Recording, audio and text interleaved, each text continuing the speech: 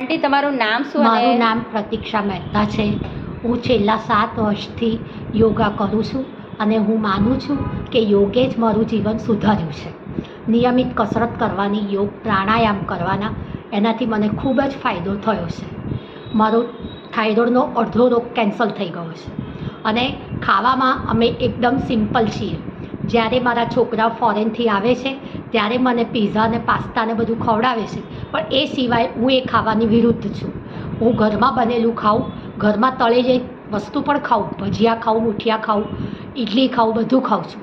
અને ફ્રૂટ પણ હંમેશા મારે લેવા જ પડે છે. અને એક વસ્તુ યાદ રાખજો કે તમારે યોગા છોડવા જ ના જોઈએ. એ ટીચર ના આવે તો તમે તમારી જાતે પણ થોડા યોગા કરો તો જ તમારી તબિયત સારી રહેશે. હું 7 વર્ષથી દેવ્યાનીબેન પાસે યોગા કરું છું. અંકલ તમારી ઉંમર કેટલી? 77. સરસ. અને યોગથી તમને અને ખાવા પીવામાં ચેન્જીસ કર્યા તો એમાં સારું લાગે છે? હા. એમાં કંઈ ફરક લાગ્યો? હા, ઘણો ફરક લાગ્યો. અમે સિમ્પલ ખાઈએ છીએ. અમે સિમ્પલ ખાઈએ છીએ. અચ્છા. અને તમારું ડાયાબિટીસ શું કહે છે? ઓછો થઈ ગયો. ઓછો થઈ ગયો. અને હવે તમને બ્રીધિંગમાં તમારો શ્વાસ લાંબો થયો? હા. ઓમકાર બોલીને બતાડો તો. શ્વાસ લો.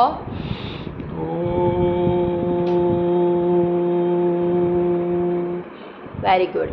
તો લોકોને તમે શું કહેશો કે યોગા ચાલુ રાખો. જ્યારે દેવ્યાનીબેન નથી આવતા તો હું ને મારા વાઈફ બપોરે અમારી રીતે કરીએ છીએ. ઓકે, ચલો. તો મારી વાઈફ પ્રતીક્ષા ફ્રૂટ નથી આપતી. એટલે ખાવાનું નથી આપતા એ તમને જ્યાં સુધી યોગ નથી કરતા તમે? હા.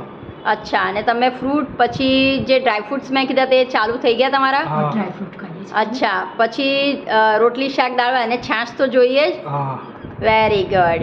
તો ખાસ એ જ છે કે પ્રતીક્ષા આંટી અને પંકજ અંકલ છેલ્લા 7 વર્ષથી યોગ કરે છે અને ઘણું બધું ફૂડમાં પણ એ લોકોએ ચેન્જીસ કર્યું છે. And now you can see there health also. ચલો, થેન્ક યુ. બાય.